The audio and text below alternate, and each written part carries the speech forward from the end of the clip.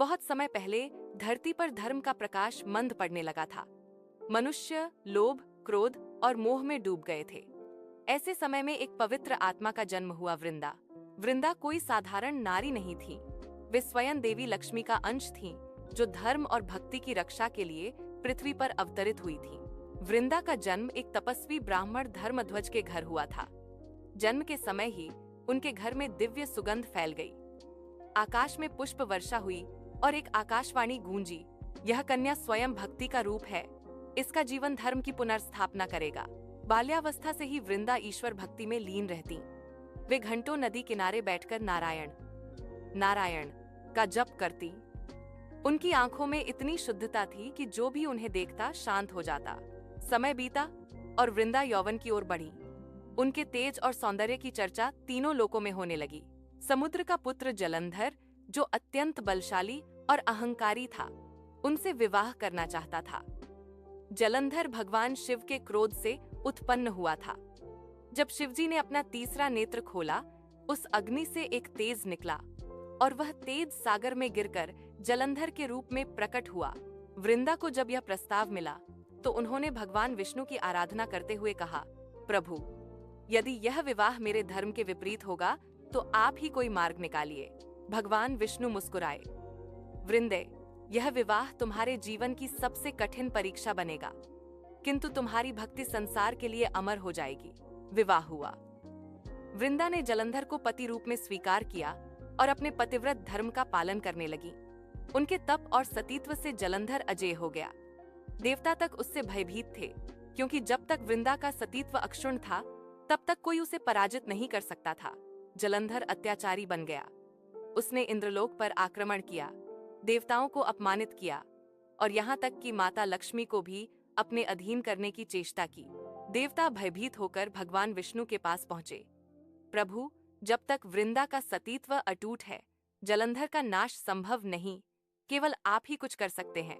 भगवान विष्णु दुविधा में पड़ गए। एक ओर थी वृंदा की निर्मल भक्ति और दूसरी ओर धर्म की रक्षा। अंततः उन्होंने धर्म के लिए अपने व्यक्तिगत भावनाओं को बलिदान करने का निश्चय किया। एक दिन जब जलंधर युद्ध पर गया हुआ था, वृंदा अपने पति की विजय के लिए पूजा कर रही थी। उसी समय भगवान विष्णु जलंधर के रूप में उनके सामने प्रकट हुए। वृंदा ने उन्हें देखा और अपने पति समझकर उनकी सेवा की, चरण धोए और आरती उतारी। कुछ देर बाद अचानक उन्होंने देखा कि उनके पति के मुखमंडल से दिव्य प्रकाश झलकने लगा और वही विष्णु स्वरूप प्रकट हो गया। वृंदा स्तब्ध रह गईं। उनकी आंखों में आंसू भर आए। प्रभु, आपने ऐसा क्यों किया? आपने मेरे सतीत्व का अपमान क्यों किया? भगवान विष्णु बोले, वृंदे, यह छल नहीं, धर्म की रक्षा के लिए किया गया एक कर्तव्य है। यदि मैं ऐसा न करता तो समस्त देवता विनाश को प्राप्त होते। वृंदा का हृदय टूट गया। उन्होंने कांपते स्वर में कहा, हे विष्णु, आपने मुझे छल लिया। मेरा सतीत्व भले ही भंग हुआ हो, पर मेरी आत्मा अब भी शुद्ध है। आप मेरे आराध्य हैं, परंतु आज से आप भी मेरे शाप के भागी होंगे।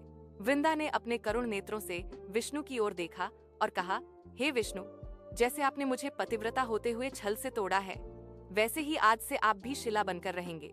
आप शालिग्राम रूप में पूजे जाएंगे। यह मेरा श्राप है।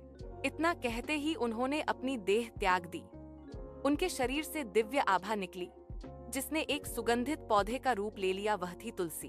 भगवान विष्णु ने करुणा से कहा, वृंदे, तुम्हारा यह श्राप मेरे लिए वरदान है। मैं सदा तुम्हारे साथ रहूंगा। मेरे बिना तुम्हारा पूजन अधूरा होगा और तुम्हारे बिना मेरी आरती। जिस घर में तुलसी होगी वहां मैं स्वयं निवास करूंगा। और तब से तुलसी का पौधा पवित्र माना जाने लगा। कहा जाता है कि वृंदा जब तुलसी बन गई तो भगवान विष्णु ने शालिग्राम रूप धारण किया। तुलसी और शालिग्राम का विवाह आज भी तुलसी विवाह के रूप में मनाया जाता है। इस विवाह में भक्त तुलसी के पौधे और शालिग्राम विष्णु का प्रतीक का विवाह कराते हैं, ताकि यह दिव्य प्रेम और भक्ति अमर बनी रहे। तुलसी विवाह के दिन स्वयं भगवान विष्णु कहते हैं, तुलसी, तुम्हारे बिना मेरी पूजा अधूरी है। तुम भक्ति का रूप हो, मैं प्रेम का। जहां तुम हो वहां मैं हूं। इस कथा से यह शिक्षा मिलती है कि सच्चा प्रेम कभी नष्ट नहीं होता, चाहे वह श्राप के रूप में ही क्यों न बदल जाए। वृंदा का प्रेम इतना पवित्र था कि भगवान को भी उनके चरणों में नतमस्तक होना पड़ा। आज भी प्रत्येक हिंदू घर में तुलसी की पूजा इसलिए होती है क्योंकि तुलसी केवल पौधा नहीं, बल्कि वह स्त्री है जिसने अपने सतीत्व, प्रेम और भक्ति से भगवान को शिला बना दिया। कहा जाता है कि तुलसी माँ का वास जिस घर में होता है, वहाँ लक्ष्मी स्वयं निवास करती हैं। तुलसी दल से बिना भगवान की पूजा अधूरी मानी जाती है, क्योंकि यह उस प्रेम की निशानी है जिसमें भगवान ने भी विनम्रता सीखी। तुलसी माता स्वयं कहती हैं, जो मुझे जल अर्पित करता है उसके जीवन से पाप मिट जाते हैं। जो मुझे पूजा में स्थान देता है उसके घर में सुख और समृद्धि स्थिर रहती है। तुलसी और विष्णु की यह गाथा केवल भक्ति की कहानी नहीं है, यह एक नारी की आत्मशक्ति, प्रेम की पवित्रता और भगवान की करुणा का संगम है। श्राप और वरदान दोनों एक ही सत्य की ओर संकेत करते हैं।